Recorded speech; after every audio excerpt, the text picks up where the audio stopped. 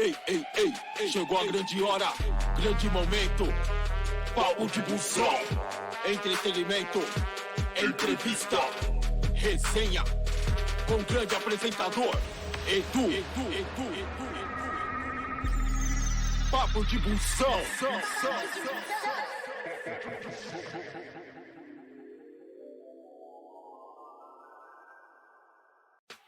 E aí, pessoal? Obrigado por vocês estarem aqui conosco. Começando mais um episódio do Papo de Busão. E é o seguinte, hein? Esse meu convidado já veio aqui alguns episódios atrás e veio aqui fazer uma hora extra no nosso bate-papo do Busão. Antes de eu apresentar ele, e que teve muitos comentários positivos e pedidos para ele voltar, até aquela resenha que ficou com um gostinho de quero mais, eu quero apresentar para vocês a PW70 da Smart Tools. Acabou o seu problema, você que tem caminhão, ou tem ônibus, ou tem uma empresa com porte grande, pequeno, médio, que tem rodas de alumínio na sua frota. Não deixa o aspecto da sua frota cair na estética das suas rodas de alumínio. A PW70 é uma máquina que veio para revolucionar e assim, que você não perca tempo. A cada 2 minutos uma roda, de 2 a 3 minutos uma roda é feita com qualidade. E aí a qualidade é da BR Smart Tools. Não deixe sua frota cair. Tá vendo o QR Code aí na tela? Acessa ele. Quer saber mais sobre o produto? O QR Code tá aí. Me liga. Eu vou ter o prazer de conversar com você e marcar uma visita para te apresentar a PW70. E agora que rufe os tambores, esse programa é um oferecimento da BR Smart Tools. Eu quero que vocês subam o aplauso aí em casa para ele, Coronel Paganoto. Fala, Edu. Meu irmão, obrigado por você ter vindo. Parceria já, não é? Já virou mais do que o bate-papo, virou uma resenha exclusiva. Obrigado por você ter vindo. O convidado, quando volta, é porque a resenha foi boa e foi muito bem tratado aqui. Não, aqui é show, cara. O estúdio é bacana. Parceiro ali que faz toda a parte da edição. Ricardo é top. Ricardo é top demais. E o público que assiste o Papo de Busão é uma galera que eu sempre tive muita consideração, porque o trampo o transporte em rodovia, transporte nas cidades é um negócio extremamente perigoso, alto risco. As pessoas têm dificuldade de entender, inclusive, né? Com certeza. Tudo que tem por trás desse serviço tem muita técnica, muito preparo, muita instrução e, infelizmente, muito irresponsável também. Então, é legal a gente poder bater papo para desmistificar algumas coisas e entreter essa galera que a gente não vê quase nada voltado para a área do transporte, né? Então, cara, eu tô à disposição, afinal foram 12 anos atuando em rodovias e na polícia, 35 anos. É sempre um prazer estar contigo aí, Edu. E a gente tava conversando aqui nos bastidores, né? Eu tava conhecendo um pouquinho mais sobre os bastidores da Polícia Militar e tirando algumas dúvidas e o chefão, o Coronel Paganoto aqui, me tirou dúvidas assim que eu, tô vendo que eu sou leigo mesmo, né? Como um paisano, né? Como é a gíria do polícia, né? O paisano. Eu sou um paisano, então eu tenho as minhas dúvidas e você me tirou as dúvidas. É igual o busão. Você ali fiscalizando dentro da cidade, você vê um articulado de 23 metros, por exemplo.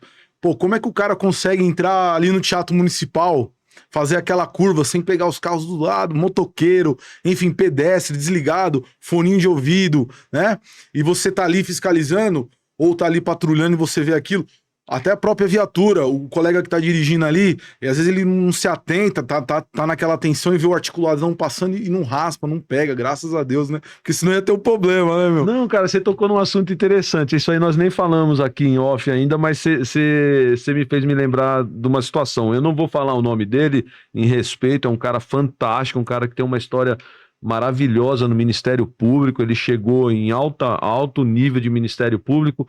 E como eu tenho amizade com alguns deles, eu fui num jantar o ano passado na casa dele, inclusive o Marcelino estava junto, e eles estavam comentando que existem vários casos de atropelamento fatal de coletivos, ônibus de grande porte, daquelas pessoas que costumam ficar um passo e meio fora da calçada, na esquina.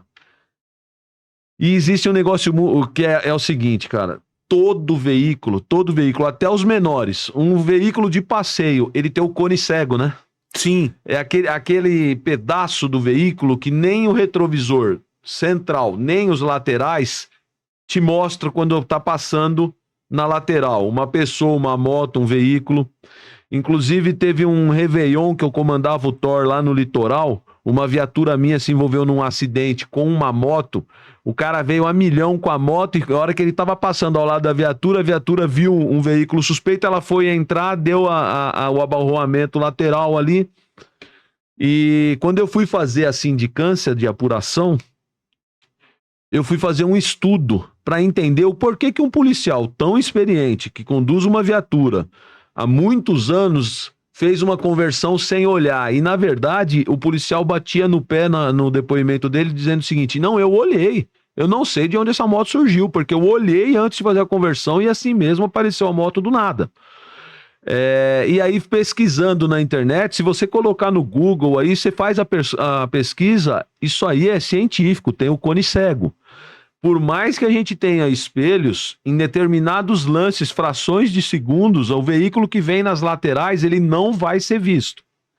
E aí, por isso que houve uma mudança significativa nas instruções de condução de viatura, porque antigamente, quando você falava, um bom piloto de viatura, era o cara que fazia um curso de direção ofensiva. Era o cara que sabia fazer slalom, andar em alta velocidade em curva, frenagem, o cara sabia fazer evasão de frente e de ré em momento de risco, aqueles cavalos de pau de ré para sair de uma emboscada. Hoje não, hoje o curso ele é direção defensiva e ofensiva. E essa cultura do especialista em condução de veículo, ela é muito mais defensiva do que ofensiva. E qual que é a parte principal do conceito de direção defensiva? É você dirigir pensando no terceiro. Nos erros que o terceiro pode vir a cometer. Por isso você mantém distância segura do veículo à frente, por isso você sempre olha o que o outro vai fazer antes de você tomar uma decisão. E quando você entende que existe um cone cego, você não se coloca em determinadas situações de risco. Eu vou fazer um negócio aqui que eu vou criar mais 1.600.000 haters, né? Porque parece que o cálculo de moto que tem em São Paulo é um cálculo gigantesco, né? Cara, quando você pega aqueles trânsitos congestionados, que os veículos estão lentos e as motos andando no corredor em altíssima velocidade, qual é o momento em que ele se coloca em altíssimo risco? Quando ele acha que todo mundo tem obrigação de, ao olhar no retrovisor, enxergar que está vindo uma moto. Só que se ele estiver no cone cego, você não enxerga que ele está vindo. Você vai olhar no retrovisor e você não vê. E ele quer descer e discutir quando você embica o carro e você dá a seta. Ou seja, não tem o que discutir, você não foi visto. Exatamente. E voltando à história dos procuradores que eu estava conversando, eles estavam dizendo o seguinte, que o cara que pilota um veículo articulado como esse que você está falando, um veículo de grande porte, um caminhão, uma carreta, um ônibus, ele sabe calcular exatamente esse veículo para fazer uma curva para que ele não invada a calçada. Sim. Mas se o pedestre ele desce e fica na rua, ainda que seja um passo e meio, esse articulado ele vai chegar muito próximo. Com certeza. Entendeu? Com certeza. E aí eles estavam dizendo o seguinte, nós temos alguns casos aqui no Ministério Público onde há uma dúvida se oferece ou não a denúncia por homicídio culposo nos motoristas que geram a morte ao fazer essa conversão e atinge o pedestre que está fora da calçada. E ali eu vi os procuradores dizendo o seguinte, que não, você não deve nem oferecer a denúncia, porque quem cometeu ali o ato ilícito de se colocar em risco é o pedestre que desce da calçada. Sim. Não o motorista que fez uma conversão sem invadir a calçada. E anda na rua, começa a prestar atenção a quantidade de gente que desce e espera para atravessar fora da calçada. É um monte. Você tá entendendo? Aí você pega um articulado, senta pra dirigir um troço desse. Faz uma conversão com um negócio desse, como é difícil. Eu tenho experiência como motorista de transporte urbano, né? Comecei como cobrador, fui motorista, articulado, categoria E. Já me envolvi em algumas situações, né? E claramente fui absolvido porque quem avançou foi a moto, ou foi o carro, ou foi a pessoa, né? Eu atropelei uma moça. Na verdade, ela atropelou o ônibus, ela na calçada na frente do West Plaza, sentido bairro. O ponto não é em linha reta, o ponto é em curva. Tem a faixa amarela, gente, pedestre, tem faixa amarela. Ela tava à frente da faixa amarela num ponto de curva. Graças a Deus eu estava parando, minha velocidade era de 5 km. Mas eu atingi. O retrovisor pegou na testa dela. Cara, o pedestre, ele só tem um lugar pra ele ficar, é na calçada. Na rua, ele só vai entrar na rua a hora que ele está seguro e o motorista tem a completa visão dele. Você ficar na rua, você já tá em atitude errada. Você quer ver um lugar onde um dos acidentes que eu me envolvi, que graças a Deus não teve vítima fatal, eu graças a Deus não passei por vítima fatal, descendo o Largo da Concórdia, sentido centro, sentido Zona Leste, eu fazia uma linha Bonfioli-Belém, eu tava com articulado, eu acabei de descer o viaduto, fica um pessoal de outros países ali vendendo mercadorias, no meio da rua e na calçada, ou entre a calçada e o meio-fio. Uma mulher literalmente saiu entre esses dois vendedores. A sanfona já tinha passado à frente total, os primeiro e segundo eixo. A sanfona enroscou nela. Graças a Deus ela caiu em cima do rapaz que estava vendendo tênis na calçada. Imagina se ela cai embaixo do... Se ela roda ao contrário, roda assim, ela tinha caído no último eixo e tinha passado por cima. Existem alguns ditados, né, alguns paradigmas que pessoas que não conhecem tomam como verdade e ela vai se espalhando, e isso, na verdade, é um desserviço à população. Então, vou dar um exemplo para você. Aquela história é igual o ciclista, o pedestre, o motociclista, que diz o seguinte, que no trânsito prevalece o mais frágil em detrimento ao mais protegido e de maior tamanho. O maior cuida do menor, e aí vai. Cara, esse tipo de coisa, quando você fala, você tem que tomar muito cuidado, porque você faz, às vezes, uma pessoa pouco esclarecida a achar que ela pode se colocar em risco, porque o outro tem obrigação de não atingi-la. Faixa de pedestre. E não funciona dessa forma. Isso é uma das coisas que é levada em consideração. Se quem estava conduzindo o veículo de maior porte, ele estava atento e praticando uma direção segura. Mas não que ele seja obrigado e único responsável pela segurança no trânsito. Então, vou dar um exemplo para você. Se você vem com a sua moto em velocidade incompatível, num corredor, e você acaba sendo vítima de um acidente ali por alguma conversão num cone cego, isso vai ser levado em consideração, porque aquela pessoa ela não fez uma conversão sem olhar, ela não fez uma conversão de qualquer jeito, e você, ao estar numa velocidade incompatível, a gravidade daquele acidente é gerado pela sua velocidade, não pelo aquele início de conversão. E aí você vai ver pessoas que não são condenadas num acidente que gerou lesão grave ou morte, e você acha que é uma injustiça. Não é. Na verdade, o que acontece é o seguinte, a segurança no trânsito ela é dever de todos, do menor e do maior. Claro, sem dúvida. Se o menor se coloca em risco na rua, na faixa de rolamento, ao invés de esperar na calçada, ele está dando aso para o acidente. Ele contribui para o acidente, e isso tem peso. E aí você pega, por exemplo, a questão da faixa de pedestre.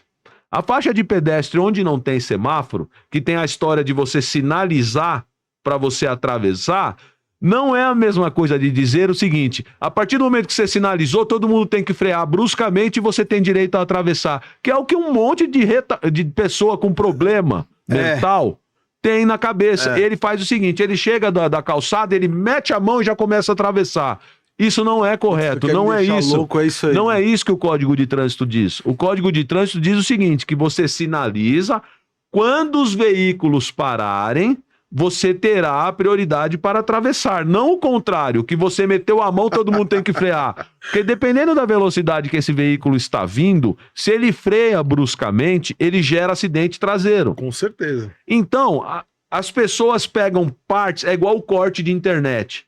A pessoa pega parte do que foi falado, cria uma história no corte, querendo te induzir em erro. E o contexto mesmo, ela não assistiu. O contexto, ele não quer assistir. Não quer ver, tem preguiça. Então, o trânsito, cara, pra quem dirige, você tem que se colocar no lugar daquele cara que tá sentado, manobrando, um negócio do tamanho de um metrô. Senta lá, vai ver qual que é a visão de um negócio desse tamanho, vai ver o peso, vai ver tudo. Daqui a pouco nós vamos falar dos irresponsáveis que dirigem essas coisas grandes também. Mas tem gente que morre atropelada a 5 km por hora. Se o veículo estava a 5 km por hora, quase que na maioria das vezes, quem deu aso é o menor.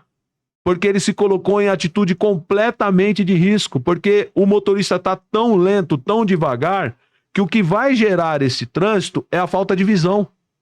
E a falta de visão, ela é corrigida se você permanece no lugar correto. Com certeza. É igual aquele veículo que para na esquina sem deixar aquela metragem que está prevista no código. Aquela metragem que está prevista no código para não estacionar nas esquinas é porque os veículos pesados, houve uma medição da companhia de engenharia para que esses veículos maiores façam a conversão. É o grau de ângulo.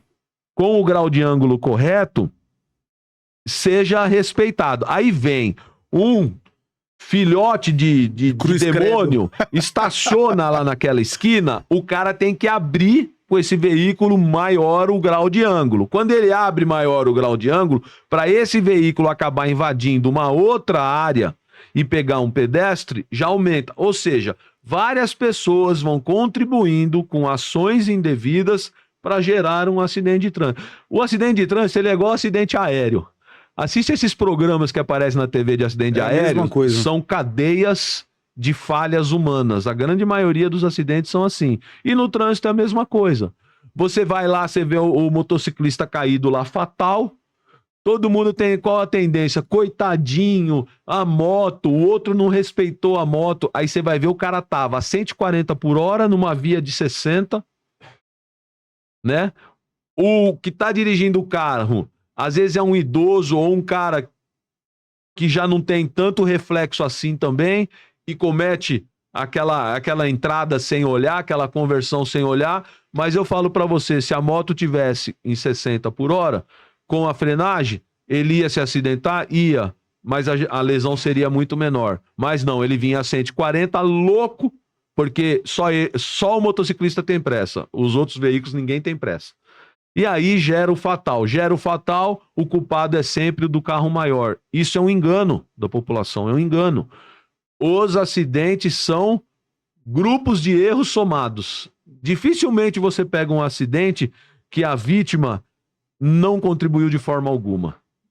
Normalmente tem contribuição também da vítima. Eu não estou dizendo aqui que as vítimas, além de morrer e ficar tudo estrupiado em hospital, eles são os culpados. Não é isso. O que eu estou querendo dizer é o seguinte: o trânsito, ele mata mais que o crime. O que sua mãe falava quando você ia sair sozinho e seu pai falava? Não, muito olha cuidado. Olha para os dois lados da rua. Quando você vai atravessar, né? Quando você é criança, olha antes. E a gente fala para os nossos filhos. Mas essa geração, não criticando cada um com a sua geração, nós estamos com um ônibus desse tamanho aqui. Uma pessoa de 1,55 m, para vocês terem uma noção, quem tá atrás do volante de um super articulado, para quem nunca percebeu, o painel é gigantesco aqui na frente. Uma pessoa de 1,40 m, o motorista não enxerga. E o que somente as pessoas mais novas têm mais agilidade, acham que consegue atravessar numa Avenida Matarazzo, numa Rebouças. Eles passam, eles descem do busão, vêm correndo pela lateral. Isso aqui é... Se você ficar no ponto de ônibus, você vai ver isso daqui em corredor. A pessoa mais jovem, ela vem correndo com um foninho de ouvido, ela atravessa na frente do ônibus. O motorista tá olhando aqui no retrovisor. Entrou, desceu, tudo certo, fechou a porta. Quando o fato dele aliviar o peso, ele tá aliviando 10 bar em cada cuíca. O carro já vai começar a andar. Aquela pessoa tá olhando pra ver se não vem vindo moto ou carro. Já era.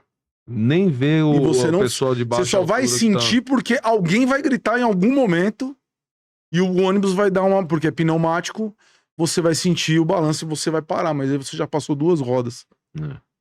Então as pessoas hoje, elas estão andando muito desligadas. E o motorista de ônibus não é diferente do policial militar. Ele tá amparado com várias câmeras. O treinamento é pegado, tanto em sala de aula, tanto na prática. Só que na hora dessa situação, não funciona a câmera, ou quando funciona, favorece quem foi atropelado, ou quem fez a barbeiragem e causou um acidente que veio um cara atrás. Já aconteceu vários acidentes assim.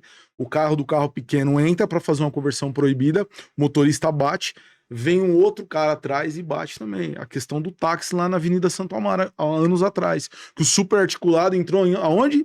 Parou em cima do táxi, matando 3 pessoas, vitimando 3 pessoas. Foi isso aí. Um cara entrou na frente do ônibus da frente, o motorista, obviamente, com baixa velocidade, conseguiu frear. O táxi parou atrás, o ônibus de trás, um super articulado, um biarticulado, foi um biarticulado, com mais de 100 pessoas dentro, vai parar como? Não para. Com ABS. O ABS, pra quem sabe, o ABS ele vai freando graduativamente. Ele vai frear, ele vai estancar, obviamente. Mas ele não conseguiu. Então a gente tem hoje no trânsito uma falta de atenção de ambos os lados. São multi-erros, né? Multi-erros. E você vê, o motorista que ele começa a jornada dele de 7h40 e ele inicia e ele termina sem um acidente, ele já tá no lucro total. Todos os dias, imagine, 26 dias você trabalhando sem um acidente. É que nem a gente fala na polícia, né? O cara puxa 30, 35 anos, ele sai sem doença e sem cadeia, sem tiro. Puta, o cara ganhou na loteria. O herói, cara, o herói. Imagina, você trabalhar 30 anos na polícia militar, defendendo, colocando sua cara a tapa, trocando tiro, se você for um polícia mesmo que vai pra cima, né, que gosta do negócio, e sair ileso. Sem uma facada, sem um corte, sem nada. Pô, o cara tá ileso. Você já teve alguma passagem nessa sua carreira aí de tiro, pegou facada? Eu tomei tiro no pé quando vieram sequestrar a minha vizinha, né? E eu troquei tiro na porta da minha casa. Era um domingo, os caras vieram sequestrar a vizinha. Cara, eu tinha acabado de comer uma macarronada, cara. Eu tava de bermuda, sem camisa, deitado no sofá, só que o meu carro ficava na garagem do vizinho. E o vizinho gritou lá, falou: Fábio, tira o carro que eu vou sair. Eu desci, cara. E a hora que eu virei da minha casa, era ali na Rosa Lagoa, em Mirim. A hora que eu virei na minha casa, assim, ó, eu já vi os dois vindo. Na época eu tava na rota, então, cara, eu era muito arisco. Minha visão tava... A milhão. Nossa, aguçada, cara. Eu bati, eu falei... sabe uma coisa que me chamou a atenção na época? Tava muito sol. E os caras estavam daquela jaqueta racing. Vixe, aí eu falei, mano, tem alguma coisa errada. Eu tinha um Tempra. Eu sentei no carro, liguei, catei a pistola e fiquei, caramba, mano, esses caras... Tem alguma coisa errada. E já fiquei olhando no retrovisor pra ver eles passarem atrás. Só que eles passaram andando. A casa da minha vizinha era na diagonal, assim, da onde eu tava com o carro. Aí eu já perdi a visão. A hora que eu fui engatar ré pra sair, eu comecei a escutar uma gritaria: socorro, socorro. Eu saí, a hora que eu olhei assim, um deles tava dando coronhada na cabeça da minha vizinha. Ela tinha uma L200, acho que era uma L200. E ela tava segurando no volante, porque a filha pequenininha tava no banco de trás. E eles queriam levar a menina. O outro já tinha enquadrado a menina, né, do lado do passageiro, e esse tava tentando arrancar a mãe do volante. A hora que eu vi aquilo, meu, eu fiquei com a mão... Tinha uma árvorezinha pequena na frente da minha casa, fininha. Eu fiquei atrás da árvore assim, ó, com o ferro. Eu tava só de bermuda, com o ferro pra trás assim, ó, olhando. Ó, num determinado momento, a menina, ela abriu a porta lateral e saiu correndo. Quando a mãe viu que a menina correu, ela soltou a mão do volante. O ladrão jogou ela no chão assim, ó, apontou a arma e ela saiu correndo pra pegar a menina. A hora que eu vi isso, aí eu já tirei e comecei. Fui. Só que, cara, quem acha que é fácil acertar tiro longe, não é. Não é, ainda mais quando você tá na adrenalina. Uma coisa é no stand de tiro, que você respira, você vê Você vê a silhueta, Não, você coloca na silhueta. Você vê a imagem de quem? Do ladrão? Do lado do demônio, você falou. Do demônio, mas ela tá parada, ele tá sorrindo pra você esperando tomar o tiro. Na prática não é assim, mano. Na prática é o seguinte, você tá descalço de bermuda, tenso pra ver se você não vai fazer nenhuma merda, você coloca ali e começa, pau. Você erra um monte, cara. Você erra um monte. Imagina. É muito de... Stand de tiro é uma coisa, na prática é o tanto que a outra vizinha ficou bem brava com a minha mãe, chegaram até a discutir, porque um dos disparos que eu dei, eu acertei a caixinha da TV a cabo, e o pessoal da rua ficou tudo sem TV a cabo, vieram brigar com a minha mãe. Minha mãe falou assim, vocês vão pra... Mandou pra aquele lugar, que minha mãe não fala palavrão, mas mandou pra aquele lugar, falou assim, meu filho quase morreu, tomou tiro defendendo os outros, vocês vêm reclamar da TV a cabo? Você chegou a acertar os dois? Então, ó como é essa história, não, eu errei a maioria. Eles acertaram você. Mas também acertaram, foi pedaço da munição que bateu no chão, um pedacinho da munição que pegou no meu dedo no pé. Mas o que aconteceu? Eu comecei a efetuar os disparos. Aí, o que tava do lado do passageiro subiu no estribo da L200 com a porta aberta, ele botou na mão assim e começou em mim. O outro virou e começou a dar. Eu comecei a tomar um monte de tiro, o que que eu fiz? Eu dei uns passos para trás, entrei na minha casa e me protegi. Sabe aquela parte onde fica o leitor da água, o leitor de luz e tal? Aquilo sai um tanto assim da parede, né?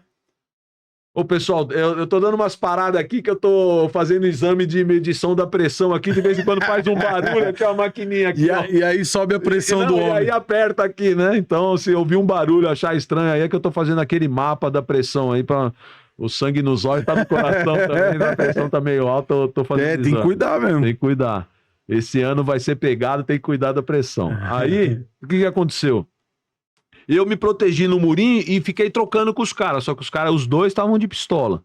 Eu dei uma sorte, cara. Dei uma sorte que um disparo veio na minha direção.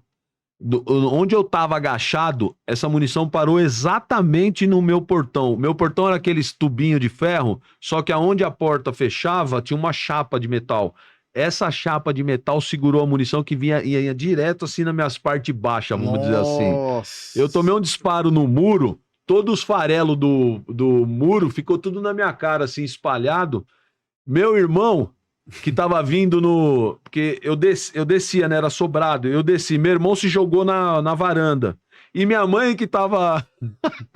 minha mãe tava colocando as roupas no varal, achou que era bombinha. Fogos.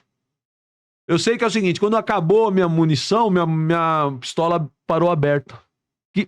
Se os ladrão fossem diabão mesmo, os caras tinham descido, atravessado a rua e me conferido ali no chão. Nossa. Só que os caras quiseram fugir. Eles montaram na caminhonete e saíram a milhão. Quando eles saíram a milhão, eu subi correndo em casa, peguei o 357, que eu andava com a pistola, e o 357 da polícia. Peguei o 357, peguei mais um carregador da pistola, desci correndo.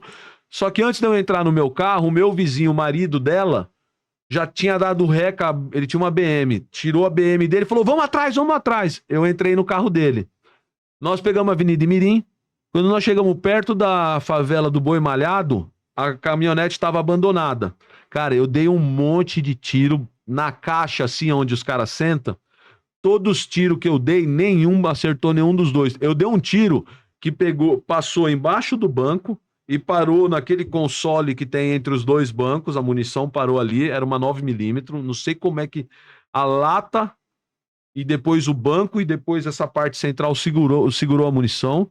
Eu dei um disparo, parou na maquininha de subir e descer o vidro. Nossa. Eu dei vários tiros, e um dos tiros que eu dei pegou no pneu dianteiro esquerdo da caminhonete. Então, quando eles saíram a milhão e eles entraram na avenida, todo mundo que estava na avenida viu uma caminhonete cheia de furo, com o pneu estourado andando. Por isso que quando nós fomos com a BMW, o pessoal ia apontando. Viro eu com a arma na mão, sem camisa, mas numa BM de arma na mão, e o pessoal falava, tá indo ali, tá indo ali. Quando nós chegamos na comunidade, a caminhonete estava parada na esquina. Aí eu virei pro meu vizinho, falei pra ele assim, ó, fica aí cuidando do seu carro que eu vou entrar na favela que eu vou catar os caras. E entrei. Eu tava andando na favela, descalço, de bermuda e sem camisa, com 2 canos na mão. Um 357 e uma pistola. Cara, numa viela, a hora que eu fui virar assim, ó, eu senti um negócio nas minhas costas, o cara falou, perdeu. Vai, filha da puta, desce, deita. A hora que eu olhei pra trás, era policiais civis, do 13º DP. Os caras me deitaram no chão, falei, meu, sou polícia. Ele, polícia, caramba, mano, desce, larga as armas. Eu soltei minhas armas, deitei no chão, falei, meu, eu tô baleado, cara, eu sou polícia. Mas os caras olhavam, de bermuda, sem camisa, descalço. Molecão novo. Não, os caras acham que devia falar. Porra, eu é tinha aquela 20 foto que eu vi anos. aí uma vez. Eu tinha 20 e poucos anos. Eu acho que eu devia estar com uns 28, 27, por aí. Eu acho que os caras falaram assim, mas esse cara é nóia.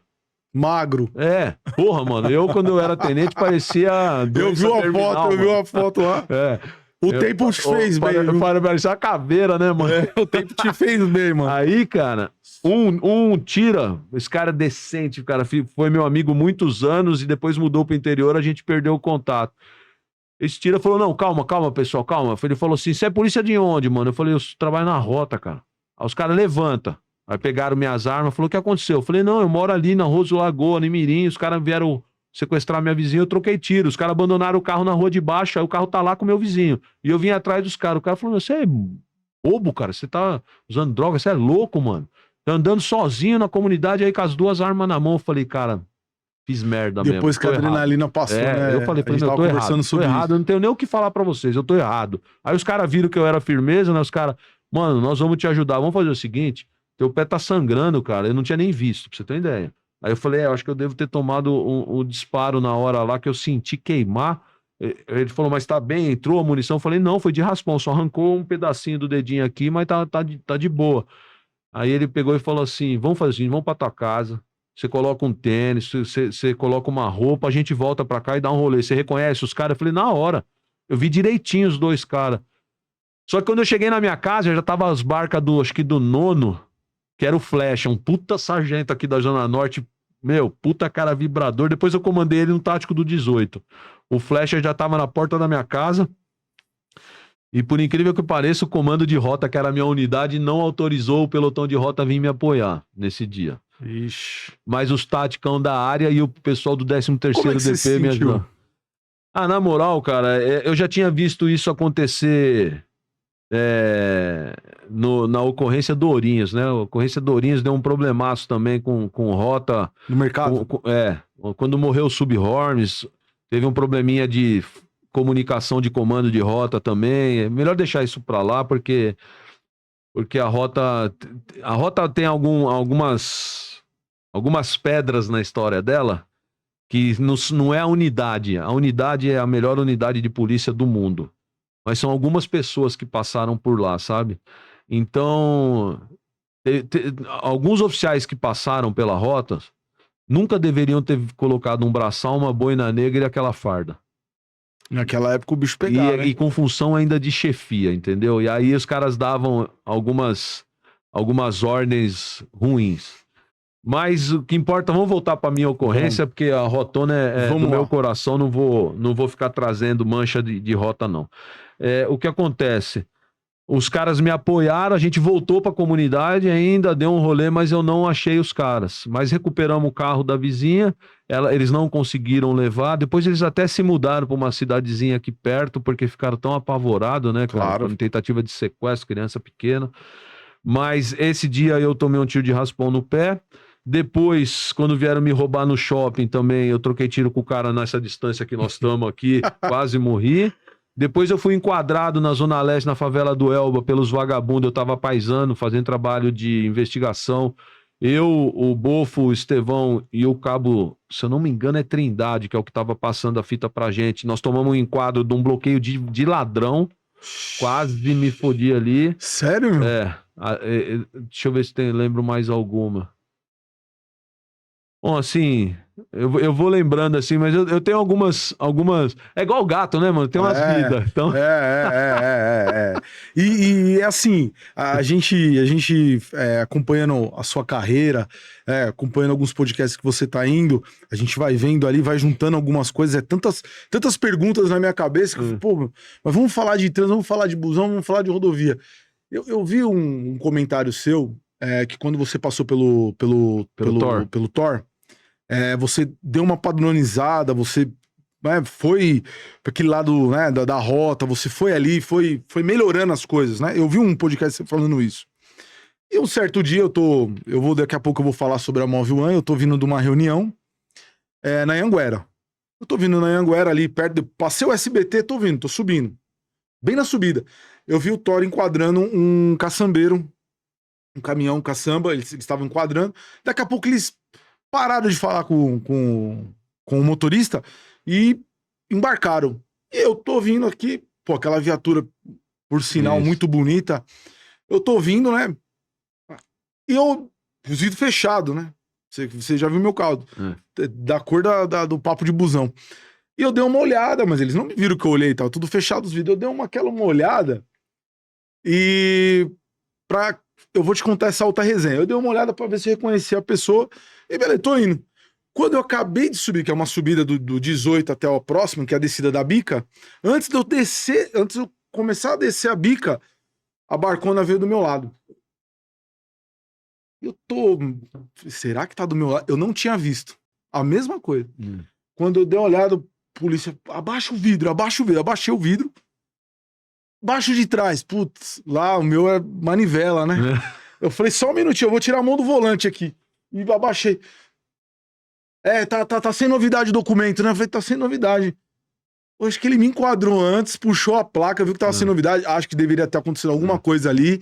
E o caráter do meu carro era o caráter do carro dos caras, eu acho.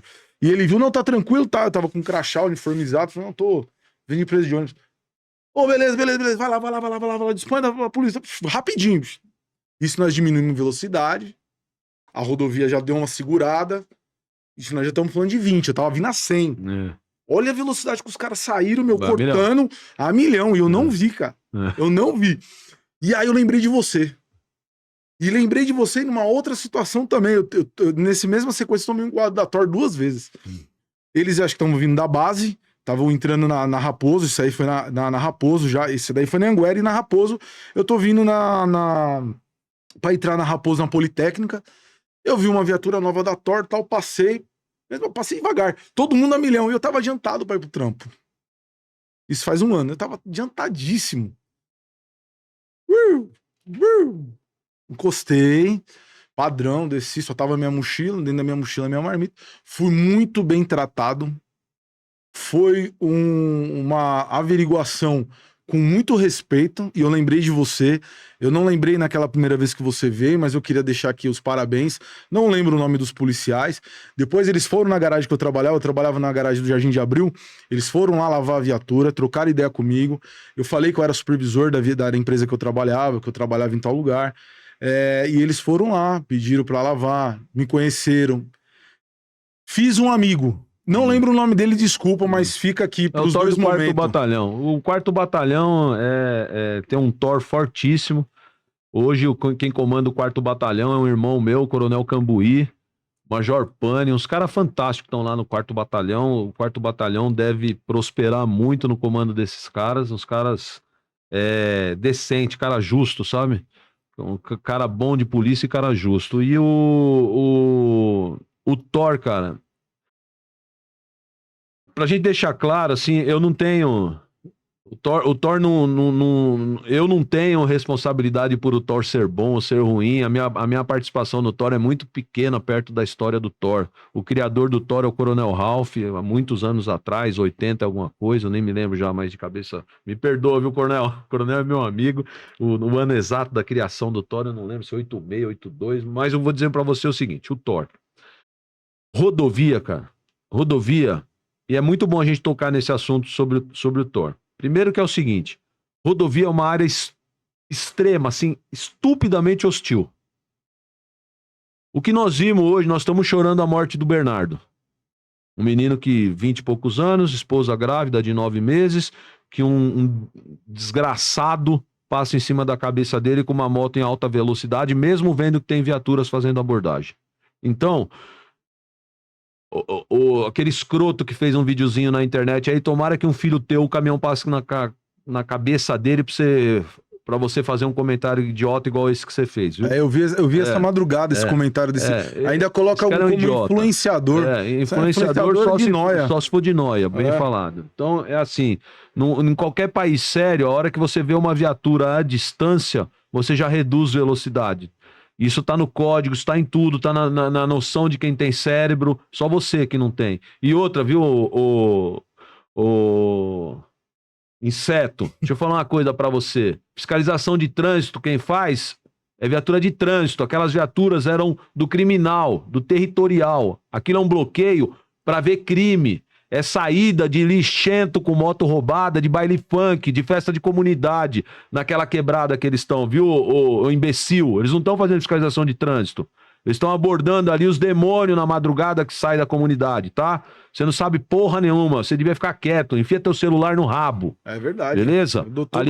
Ali é um filho, um cara que tá botando uma farda, ganhando uma miséria pra defender o que é certo, enquanto você tá aí encostado igual um lixo na sua cadeira fazendo um comentário idiota como esse. Tomara que uma moto passe em cima da cabeça do teu filho. Bom, voltando lá, eu passei aqui do ponto. Não, mas você falou um negócio, sem te cortar, e nesse caminho, o motorista de ônibus, o cobrador, o fiscal, manutenção, nós estamos nessa madrugada também. Nós estamos nessa madrugada louca e já perdemos amigos saindo de casa, já perdemos amigos atrás do volante, já perdemos amigos na catraca, nós somos agredidos constantemente, verbalmente, né? E é tudo por um celularzinho pra tomar cerveja.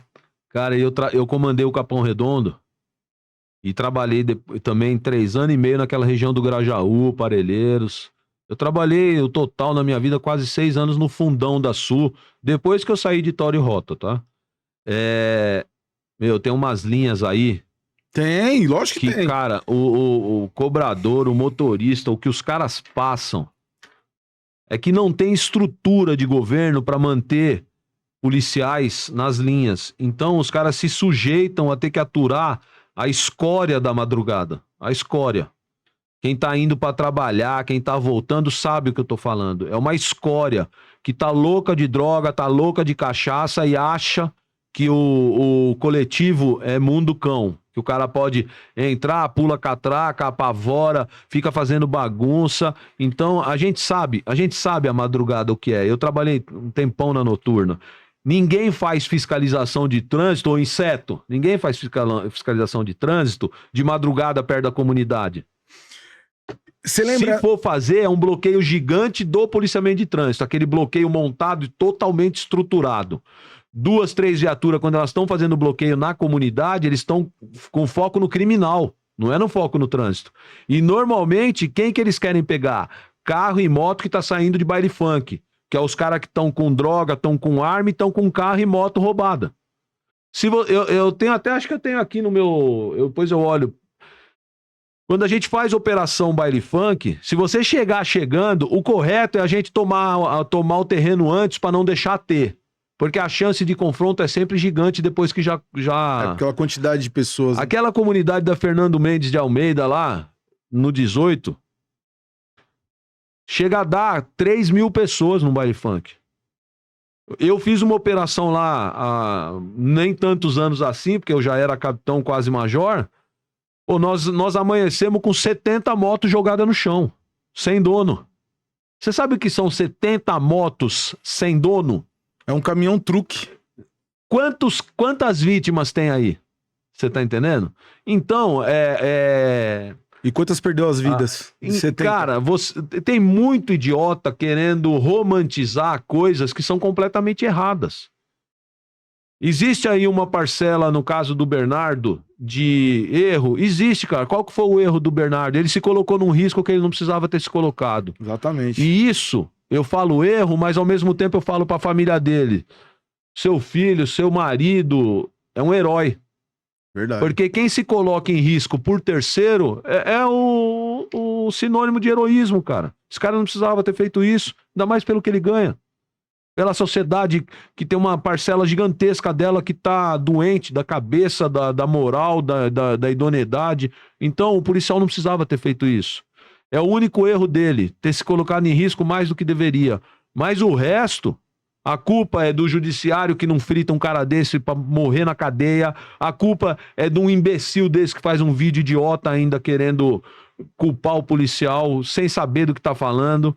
A culpa é da comunidade que não se volta contra essas manifestações indevidas de criminoso tomando rua, fazendo umas puta algazarra. Ou seja, tem muita gente culpada das coisas erradas.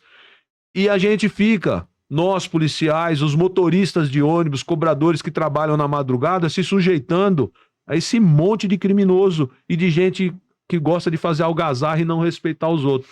É foda, né? E você falando de algazarra, você lembra quando teve o impeachment da Dilma?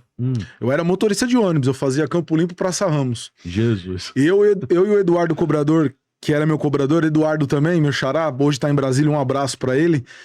Nós estávamos subindo do Praça Ramos pro bairro e a polícia não conseguiu bloquear a gente no começo da Consolação. Não conseguiu, eles não conseguiram, não chegaram a tempo. Tá. Porque eles tinham depois eu fiquei sabendo que eles tinham informação que aqueles black lixo estavam descendo pra manifestar de alguma forma na frente da faculdade. Os black blocs que nunca foram terroristas. Terrorista é as veinhas do 8 de janeiro. Tá. Aí eu tô subindo com aquele carro lotado de passageiro, porque já os carros da minha frente, eles desviaram pra entrar no Hospital das Clínicas. E por algum motivo não tinha bloqueio. Eu passei pelo bloqueio e fui embora pro centro. Sentido você tava no sentido centro. Aí eu voltei. Quando eu voltei, eles desceram a polícia desceu pra me enquadrar lá embaixo, pra parar eu lá embaixo. Só que houve o desencontro. E eu tô subindo. Quando eu cheguei na frente do cemitério da Consolação, eu me deparo, sabe aquelas lixeiras verdes? Vindo de encontro à minha pessoa. Eu com um ônibus subindo a 25 por hora, lotado de passageiro, idoso, criança. Vem aquele negócio pegando fogo incandescente. A minha reação foi qual? Se estancar o ônibus e fechar o olho, porque veio na minha direção. Deus quis parar no para-brisa, não quebrou o para-brisa, graças a Deus, mas o que aconteceu? Os caras vieram pra querer incendiar o ônibus. Puta merda. Só que eu tenho um porrete que eu batia pneu, chama Mansa Louco, e eles deram azar. Eu vou falar para o pessoal aí da SP-Trans, o motorista usa cortina, não é porque ele tem que ficar afastado porque se você vai querer sofrer uma agressão e você tá olhando nos retrovisor, você tem como você se precaver sobre aquela agressão. E a minha cortina era de 3 pontas.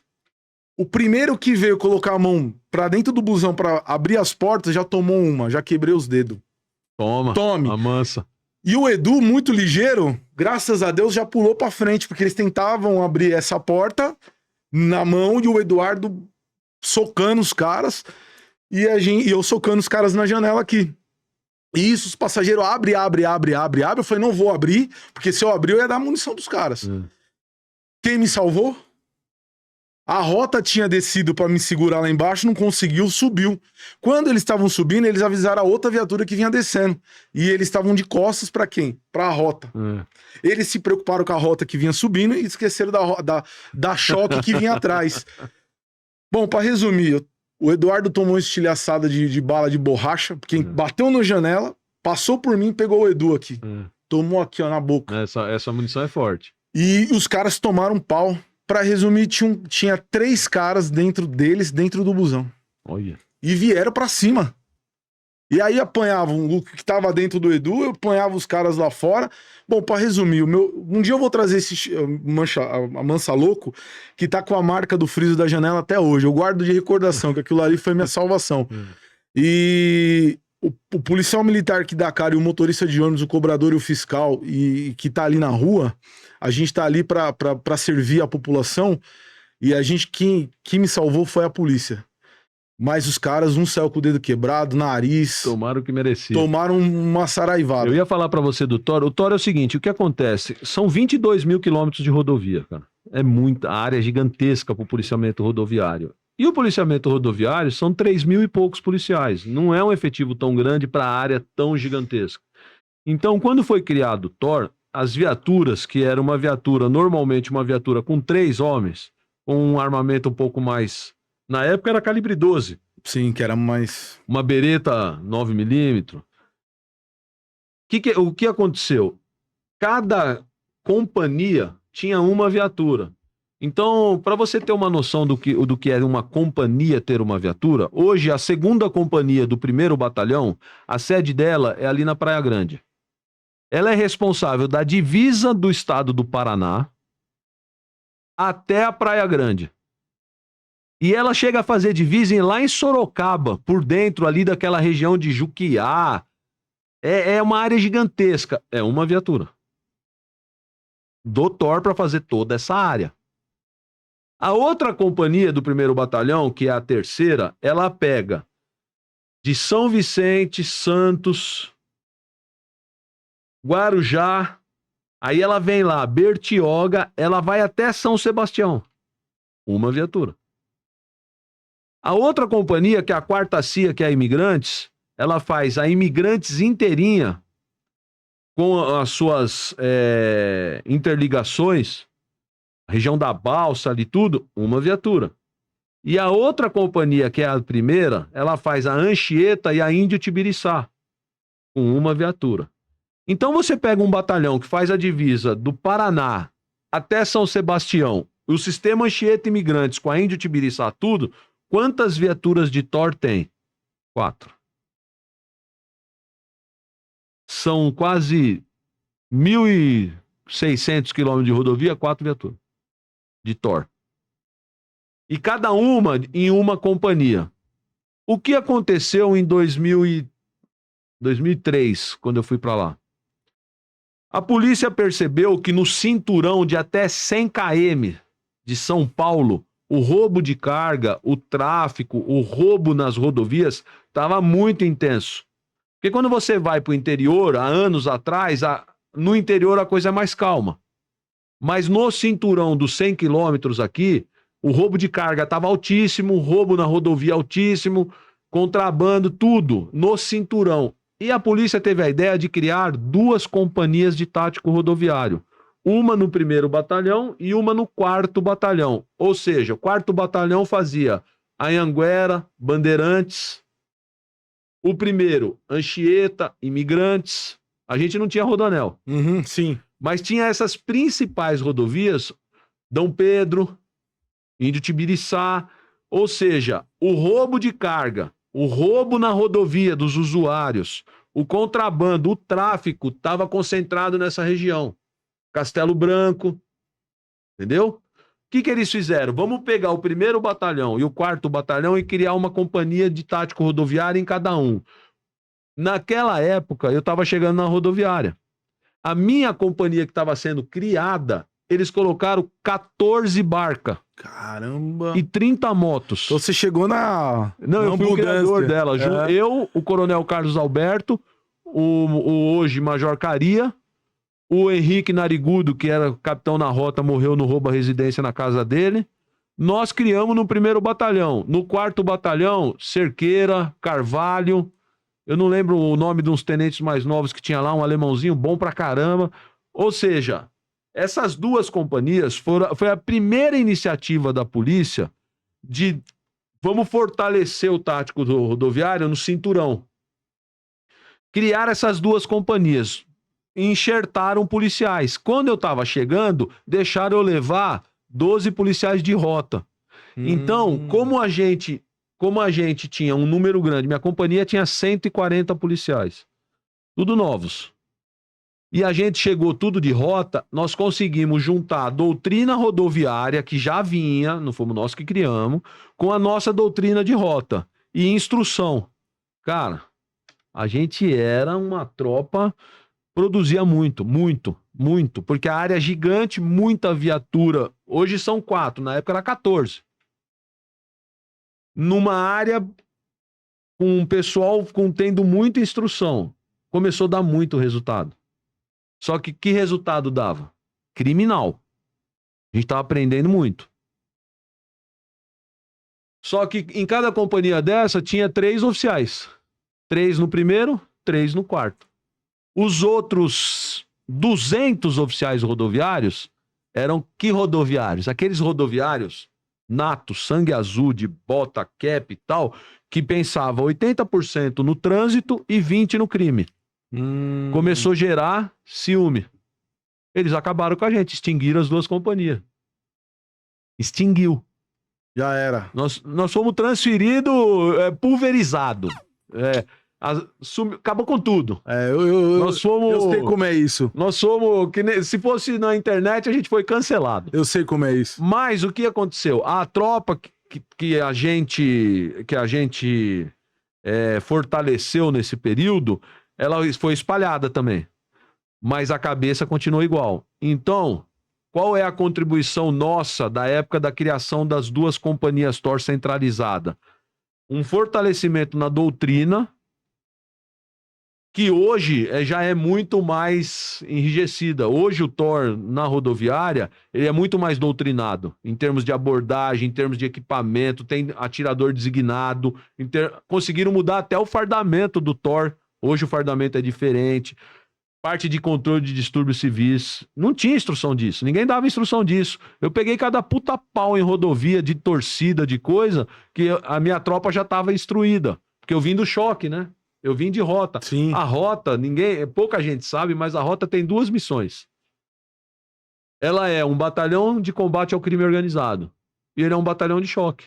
É o primeiro batalhão de choque. Por que ela é batalhão de choque? Porque ela faz choque ligeiro. Choque ligeiro é ação de controle de distúrbios civis. Então, a tropa de rota, você sai no patrulhamento ali, você sai com bomba, com escudo, com capacete, você sai com equipamento de choque. Eu cheguei a pegar a manifestação, inclusive de ônibus, no Largo do Socorro, onde 2 companhias de rota tiveram que fazer a desobstrução com choque. E era rota. Entendeu? Entendi. Então, quando a gente levou essa doutrina na criação das companhias do 1º e do 4º Batalhão, isso acabou fortalecendo a doutrina do TOR e pulverizando quando eles extinguiram a gente. Então, aqueles oficiais que fizeram parte da companhia do 1º e do 4º, que é essa da Anhanguera, Bandeirantes, a gente, Anchieta, Imigrantes, Castelo, na época Castelo era a área do 1º. Isso até hoje é forte. Você tá entendendo? Aí eu vi mesmo. O TOR hoje, para você ter uma ideia, ele responde pela apreensão de uma quantidade gigantesca de droga nos batalhões rodoviários. Hoje, a criancinha de olho azul, lindinha, bonitinha da polícia, é o policiamento rodoviário, que nunca tinha sido. Por quê? Porque 80 e poucos % da apreensão de droga no Estado, levando em consideração todas as polícias, tudo. Polícia Federal, Polícia Civil, Guarda Municipal, Polícia Militar, tudo. 80% quem pega é a Polícia Rodoviária do Estado. Principalmente com o TOR. Nas rodovias. Aí você fala, porque eles são muito mais fodão que as outras polícias. Não. É porque as quantidades gigantescas de droga, elas passam pela rodovia para chegar nas comunidades ou no Porto de Santos e ser pulverizada.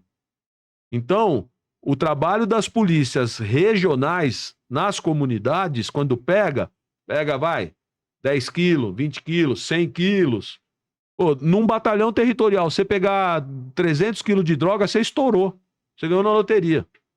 Na rodoviária, a gente pega a carreta com 5 toneladas, 9 toneladas. Por quê? Porque ainda não distribuiu, tá vindo.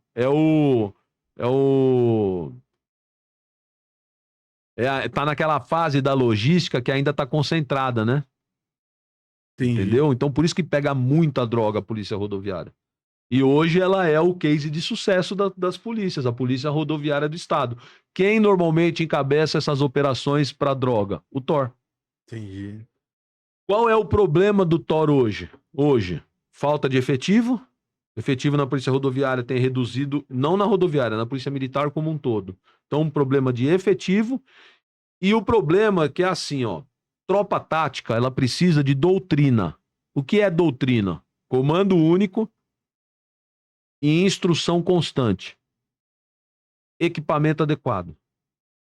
Isso é tropa tática. Aí você fala, mas por que você fala tanto de tropa tática e a tropa regular não? Não, não é. Inclusive, eu acho que quem carrega a polícia militar nas costas é a tropa regular. Essa é a polícia. O resto é o luxo. São braços, né? É luxo. Você vai na rota, cara, no choque, no GAT, no COI, o fardamento do cara custa 20 mil reais. Eu tô inventando o nome, eu não sei quanto custa, mas 20 mil reais. O da regular custa 5. Equipamento, tropa tática especializada tem tudo do que é de melhor. Por quê? Porque eles vão atender o que há de pior. A tropa regular atende do mais simples ao pior. E a hora que ela não dá conta, ela chama a especializada. É o apoio, entendeu? Sim, entendi. Então, a grande questão é o seguinte: a Polícia Rodoviária, pelo contexto de ter que atender 22 mil quilômetros, grandes distâncias, ela tem dificuldade de centralizar viaturas especializadas. Imagina que, por exemplo, o estado de São Paulo tem uma rota, não tem? Tem. Quantas vezes você acha que Rosana viu rota? A cidade de Rosana. Quantas vezes já viram? Num mês? Não, nos últimos 10 anos. No mês você foi muito fácil essa resposta. Uma. Pode ser que viu uma vez. Uma. Porque você tem um batalhão de rota centralizado aqui, ó. Pro estado inteiro. Pro estado inteiro. Por isso criaram os BAEP. Porque a rota não ia lá. E o crime tá no interior e todo lugar. O crime, que antes ficava em São Paulo e litoral, hoje mora nas cidades pequenas também, por causa dos presídios. Então, o que acontece com o tático rodoviário? Se eu crio uma unidade centralizada de tático rodoviário, como fica o fundão? Até eu chegar lá. Foi. Por exemplo, quando eu estava centralizado, minha sede era ali na Anchieta. Dava BO lá em Miracatu. Tem uma base nossa que é em Pariquera-Sul. Eu levava 3 horas pra chegar. E acelerando. A milhão, mano. Que nem louco. 3 horas pra chegar. Você tá entendendo? Aí os caras falavam assim, deu um BO em Campos do Jordão, vamos lá. 2h30 pra chegar. Então você tem que ter a viatura destinada próximo lá. Qual é o problema quando ela fica lá? Ela não tem chefe exclusivo de TOR. Ela não tem instrução, porque quando você vai fazer instrução tática, você precisa ter pelo menos umas 3, 4 equipes, para um fazer papel de ladrão, outro de polícia. Você tem que ter um efetivo para fazer a instrução. Se você tem uma viatura que entra num horário diferente, só 3 polícia, o que eles vão treinar?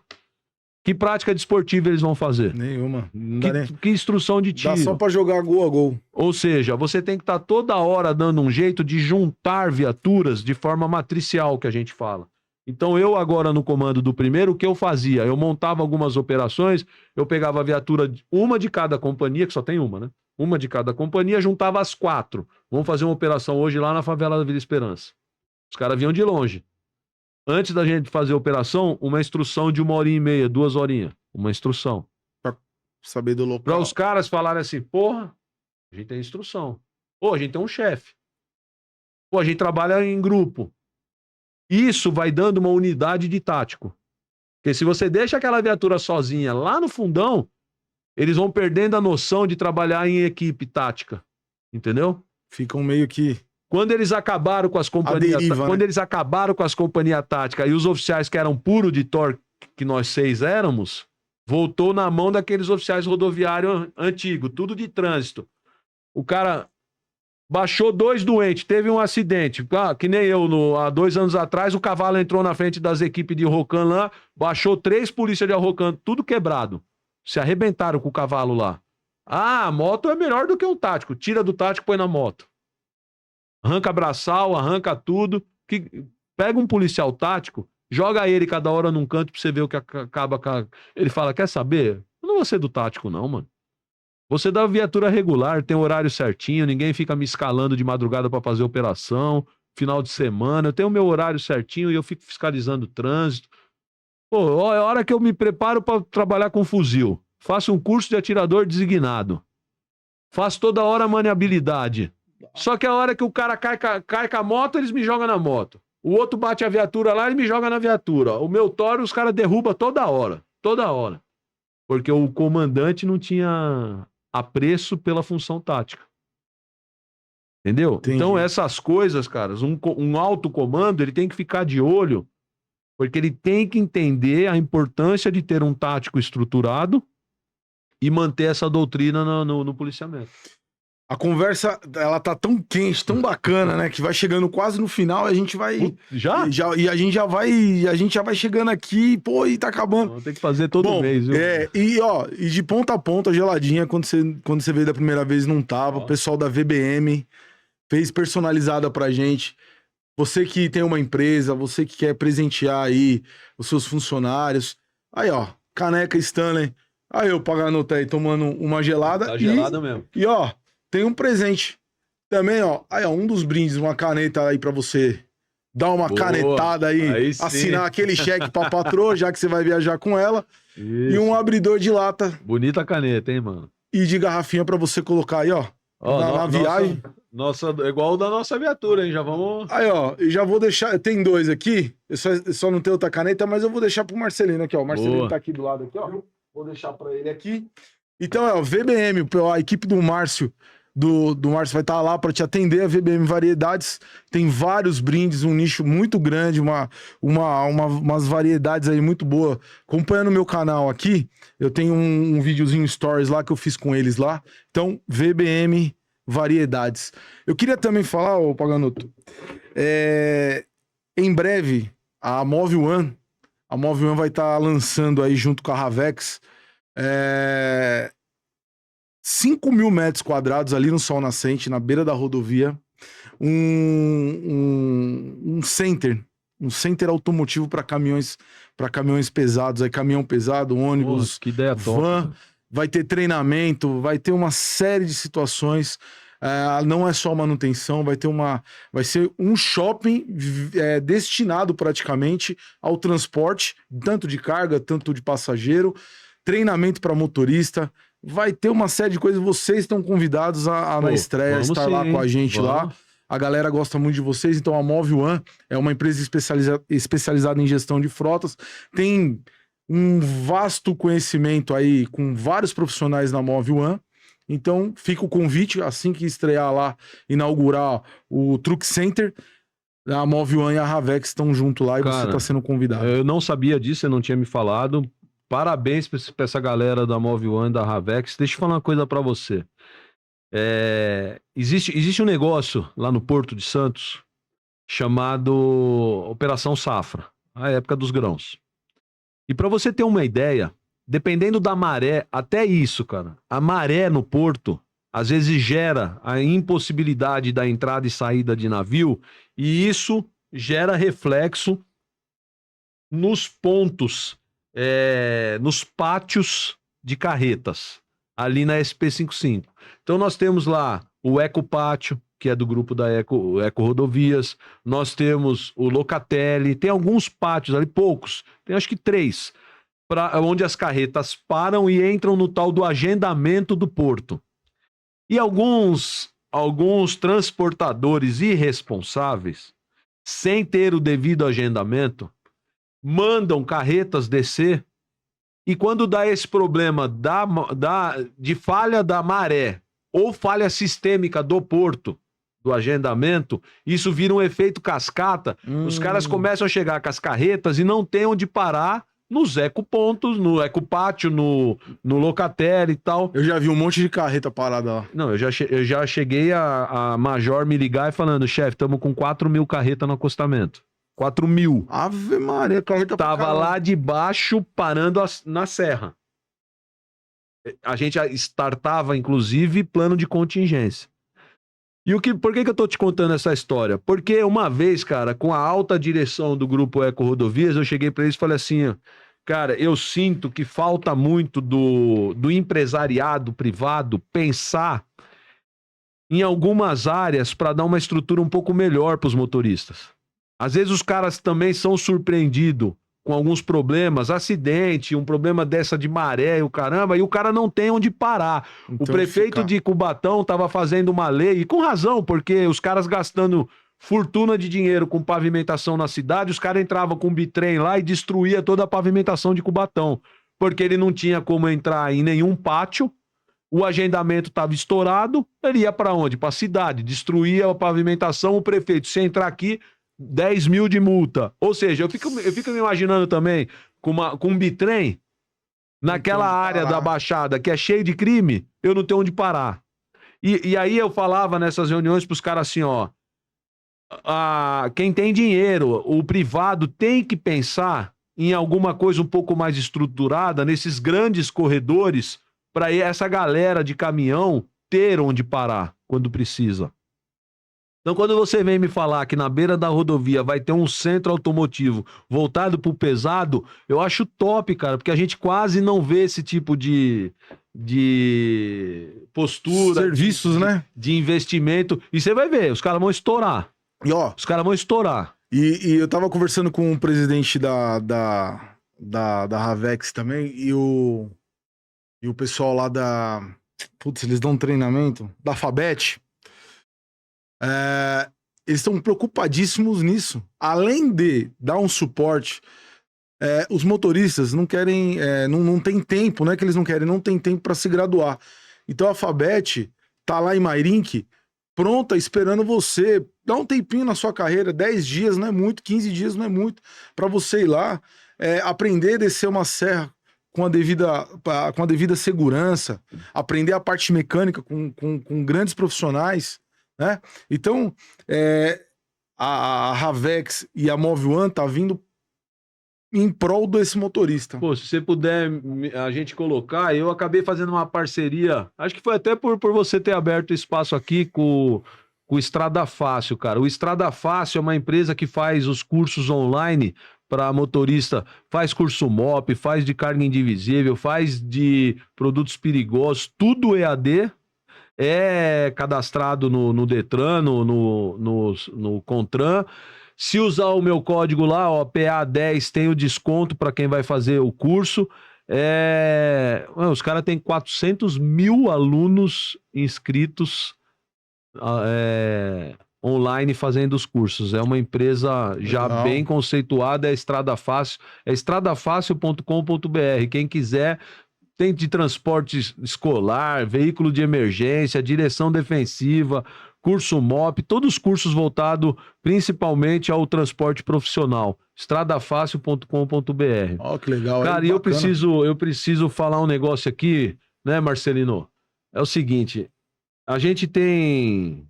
O que não falta é experiência negativa quando a gente vai em hospital, né? Sim, claro. Hospital também é um lugar onde é só tristeza, só gente com problema e pouca estrutura, pouco investimento, pouco dinheiro. Então, também a gente tem que entender o lado desses profissionais, né? Eu tiro o chapéu para quem faz enfermagem, quem trabalha com medicina, porque não é fácil. E ontem, eu e o Marcelino, a gente foi fazer uma bateria de exames no Hospital Vila Lobos, ali no Tatuapé, cara. Na verdade, ali é Moca, né? É Moca. Moca. Cara, que atendimento fantástico. O doutor Arthur, o doutor Walter e a chefe de enfermagem que cuida de todo o atendimento lá, a Daniela. Cara, o que eles fizeram pela gente não tem palavras, a forma como a gente foi atendido no hospital todo.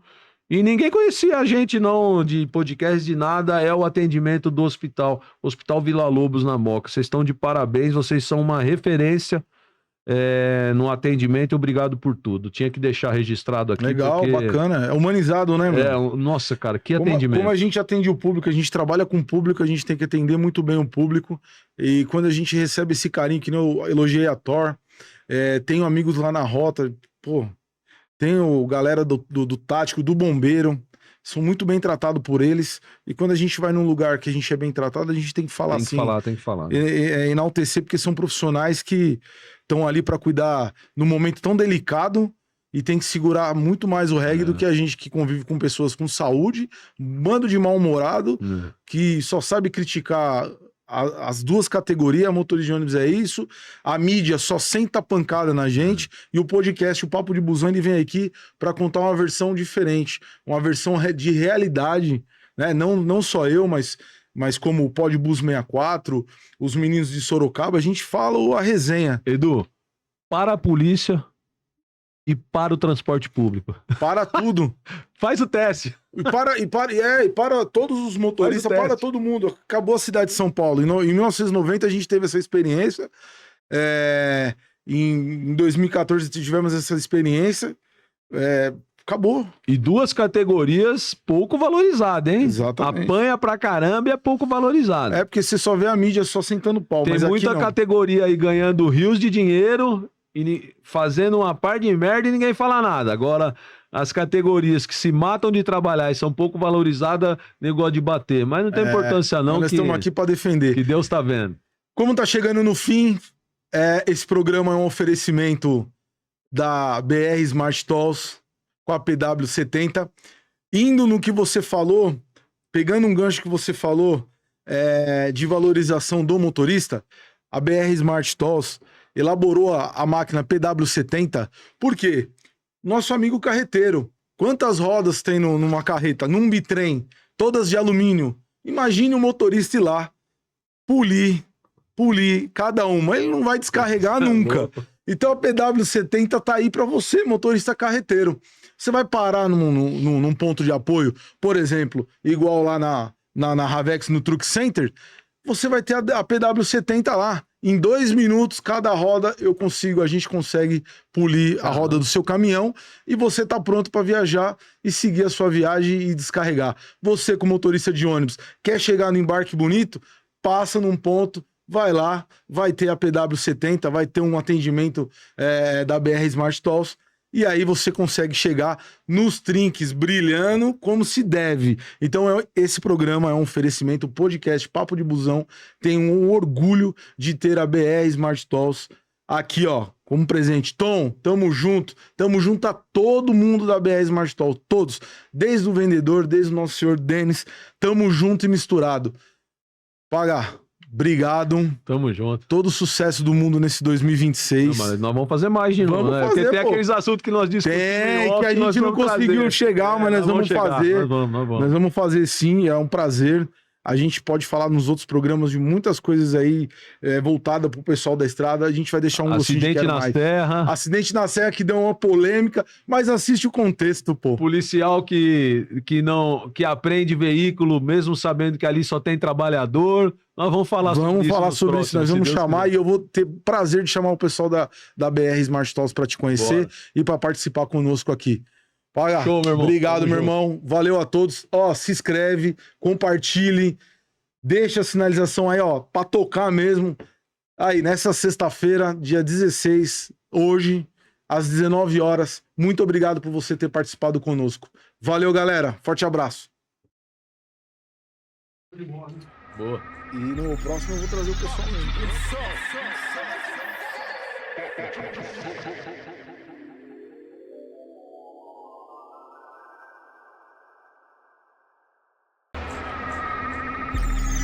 Papo